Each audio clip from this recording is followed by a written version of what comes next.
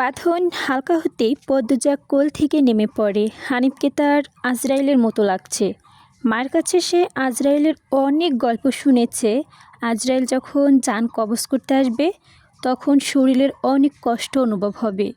এই মুহূর্তে যেন ঠিক তেমনই অনুভূতি হলো। তাহলে তার হানিফ মামাই আজরাইল? পদ্মজার দরজার দিকে তাকায়। অনেক উঁচুতে ছিটকিনি, উচ্চতায় কম হতে সে দরজাটা খুলতে পারবে না। তাই হানিফ মামাকে ভীত কণ্ঠে অনুরোধ করল, মামা দরজাটা খুলে দাও। ধমকে উঠল হানিফ, কেন?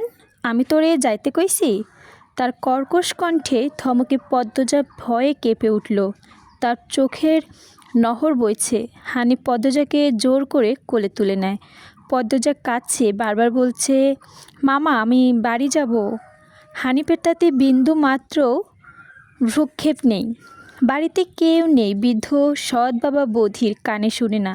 পদ্মজা হানিফকে কিল ঘুষি দিতে থাকে। ভয়ে জোরে জোরে কান্না করতে শুরু করে।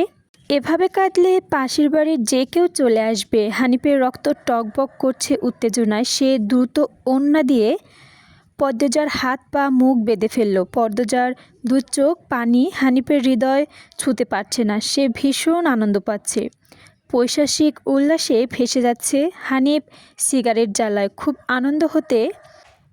আনন্দ হলে তার সিগারেট টানতে ইচ্ছে হয়। সিগারেট টানতে গিয়ে মাথায় এলো নৃশংস বাসনা।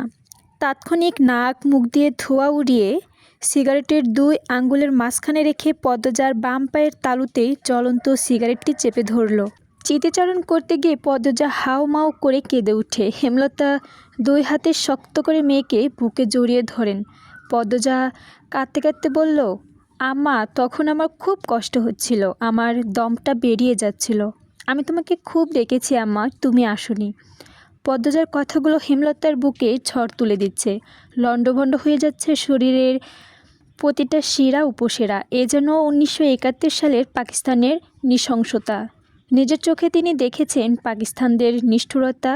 হানিফ তার দেখা অত্যাচারী পাকিস্তানদের মধ্যে কোনো তফাৎ নেই। হেমলতা নির্বাক বাকরুদ্ধ। শুধু অনুভব হচ্ছে তার বুকে পড়ে আদরের পদ্মজা হাউমাউ করে কেঁদেছে। হেমলতার সর্বাঙ্গ জ্বলছে। হানিফকে ক্ষত বিক্ষত করে দিতে তার হাত নিষ্পিস করছে।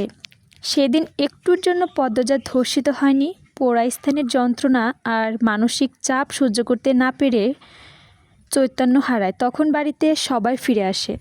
বাকিটুকু আর পদ্মজাকে বলতে হয়নি। হেমলতা জানেন পদ্মজার গা কাঁপিয়ে জ্বর এসেছিল সেদিন। 21 দিন বিছানায় ছিল। ততদিনে হানিফ দেশ ছেড়ে চলে যায়।